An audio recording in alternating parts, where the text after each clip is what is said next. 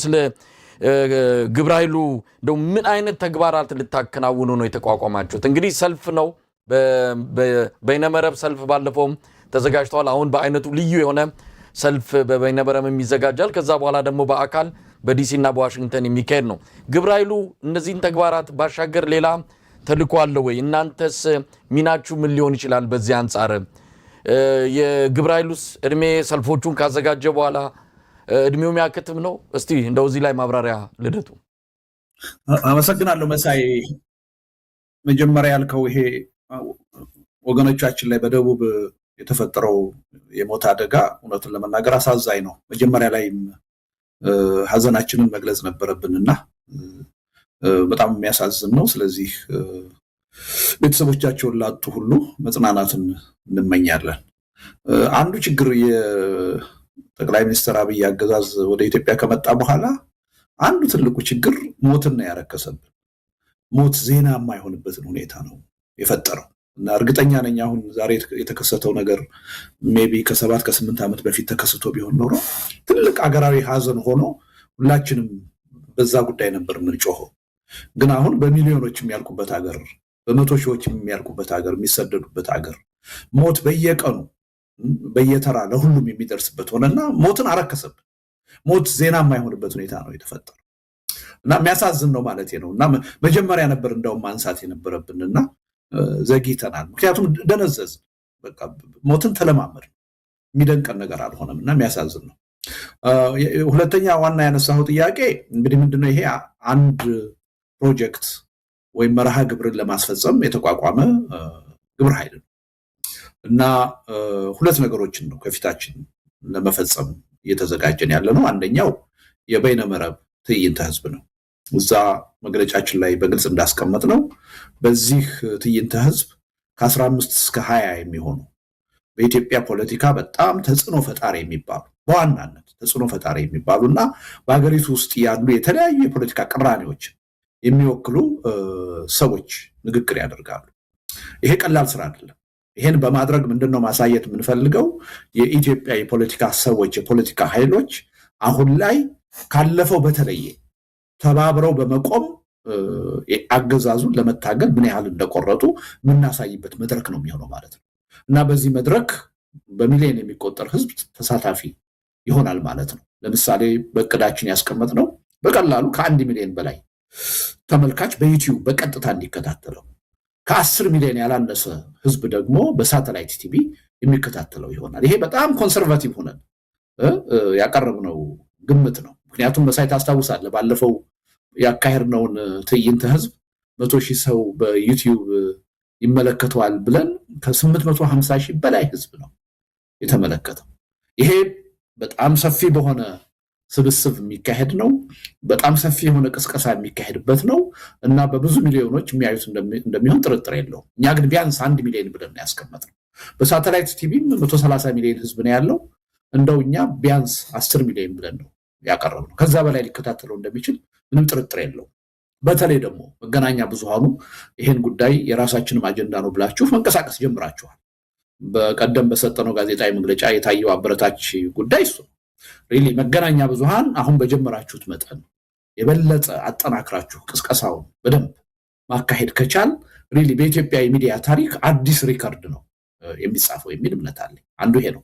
ሁለተኛው ይሄ ነገር እንግዲህ ጠቅላይ ሚኒስትሩም ሊያሾፍብን አንድ ጊዜ ፓርላማ ላይ ሞክሯል። በአየር ላይ የትም አይደርሱም የሚል ነገር አንስቷል። ወደ መሬት እንደምንመጣ በተጨባጭ እናሳያለን እና አሁን ለንደን ላይ እና ዋሽንግተን ዲሲ ላይ የምናካሄዳቸው ሰልፎች መሬት ላይ የሚካሄዱ ሰልፎች ናቸው። እነዚህ ሰልፎችም ልዩ ትርጉም ያላቸው ናቸው የሚሆኑት። አቶ አባይ ቅድም እንደገለጸው በፖለቲካ አመለካከት፣ በብሔር ማንነት ተከፋፍለን ለየብቻ ነው ሰልፎች ሲካሄዱ የነበረው። እነዛ ሰልፎችም አሁን ሰው ተሰላችቶ በበቂ ሁኔታ የሚወጣባቸው አይደሉም። ይሄ ሁኔታ መቀየር አለበት። አንደኛ ሁሉም ዜጋ እንዲህ አይነት ተሳትፎ ካላደረግኩ በስተቀር ይሄ አገር አይድንም ወደሚል አስተሳሰብ መምጣት አለበት። እኔ ካልተሳተፍኩበት በስተቀር ይሄ አገርና ህዝብ አይድንም ብሎ መነሳሳት አለበት። ሁለተኛ በሃይማኖት፣ በፖለቲካ አመለካከት፣ በብሔር ተለያይተን የትም ልንደርስ አንችልም። ተለያይተን እስከቀጠልን ድረስ እልቂቱ የሀገር መፍረሱ ሂደት አይቀሬ ነው የሚሆን። ስለዚህ ይሄን በመካከላችን የነበረ ገደብ ግንብ አፍርሰን ኢትዮጵያውያን ለመጀመሪያ ጊዜ አሁን በሃይማኖት ሳንከፋፈል፣ በፖለቲካ አይዲዮሎጂ ሳንከፋፈል፣ በብሔር ሳንከፋፈል በጋራ የምንወጣበት ሰልፍ እንዲሆን ነው። ይሄ ትልቅ ትርጉም ያለው ለኢትዮጵያ ሕዝብ ትልቅ መልእክት የሚያስተላልፍ ነው። ለዓለም ህብረተሰብ ትልቅ መልእክት የሚያስተላልፍ ነው የሚሆን እና ይሄ ቀላል አይደለም። ቻሌንጁም ቀላል አይደለም። አሁን ለዲያስፖራው ይዘን የመጣ ነው። ከዛ በኋላ ግን ይሄ እንቅስቃሴ በውጭ ተገድቦ እንዲቀር አይደለም። አገር ቤት አምባገነኑ መንግስት ያለበት በአምባገነኑ መንግስት በየቀኑ እየተገደለ ያለው በመከራ ውስጥ ያለው ህዝብ ይሄን እንቅስቃሴ ተስፋ አድርጎ የራሱን እንዲጀምር ለማድረግ እንቅስቃሴው በውጭ ብቻ ሳይሆን አገር ውስጥ ዋናው ህዝብ ባለበት ቦታ እንዲካሄድ ለዛ ተነሳሽነት ተስፋ የመፍጠር እንቅስቃሴ ነው እያደረገ ያለ። ነገር ግን ለግብረ ኃይሉ አሁን የተቀመጡት ኃላፊነቶች እነዚህ ሁለት ኃላፊነቶች ነው። ትግሉ ግን ቀጣይ ነው፣ ምንም ጥርጥር የለው። ስለዚህ በግብረ ኃይሉ ዙሪያ ያሉ ስብስቦች ሌሎችም ኃላፊነቶች መወጣት አለብን፣ የዚህን ግብረ ኃይል እድሜ እናራዝመው ካሉ ማንዴታችን ሊራዘም ይችላል። አሁን የተሰጠን ኃላፊነት ግን ይሄ ብቻ ነው። በነገራችን ላይ መሳይ ሌላ ሰፊ ስብስብም ለመፍጠር ጥረት እያደረገ፣ ምክንያቱም የኛ አይነት እንቅስቃሴ ለማድረግ የሚፈልጉ ወይም የሚሞክሩ ሌሎች ኃይሎችም አሉ። ይሄ በተበታተነ ሁኔታ የምናደርገው እንቅስቃሴ የትም አይደርስም። የህዝቡን አይምሮ የህዝቡን አቅም መከፋፈል ነው የሚሆነው። ስለዚህ አንድ በጋራ ሁሉም ኃይል በጋራ እንዲህ አይነቱን እንቅስቃሴ ከዚህ ግብረ ኃይል በሰፋ መልኩ ልናካሄድ እንችላለን ብለን የዛሬ ሳምንት አሁን አንድ ስብሰባ ነው ወደ ተግባር አንድነት የመምጣት እንቅስቃሴ ውስጥ ነው ያለነው። ምናልባት በቅርቡ ይፋ እናደርግ ይሆናል እና ኢትዮጵያ ውስጥ አሉ የሚባሉ ኃይሎች ሁሉ የሚሳተፉበት ይሄ የህዝባዊ እምቢተኝነት እንቅስቃሴ ማናችንም በትግል ስልት ሳንለያይ፣ በፖለቲካ አይዲዮሎጂ ሳንለያይ፣ በሃይማኖት በብሔር ሳንለያይ ልናደርገው የሚገባ ጉዳይ ነው። ይህን ሀገርና ህዝብ ከጥፋት መታደግ የሚቻለው በዚህ መንገድ ብቻ ነው ብለው ያመኑ ኃይሎች ትልቅ ስብስብ እየፈጠሩ ነው። በዚህ ረገድ ትልቅ ተስፋ አለ።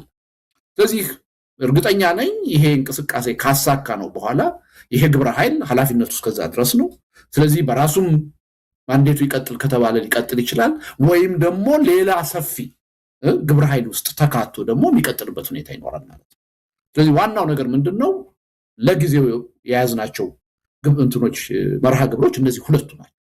እነዚህን ሁለቱን በብቃት ግን ከተወጣን ወደ ሌላ የተግባር እንቅስቃሴ በብቃት የሚያሸጋግሩን ነው የሚሆነው። ወደ ዋናው አገዛዙ ሊያንበረክክ ወደሚችል ህዝባዊ እምቢተኝነት የሚያሸጋግር ተስፋ፣ ተነሳሽነት መፍጠሪያ ሂደቶች ናቸው እነዚህ የሚሆኑት።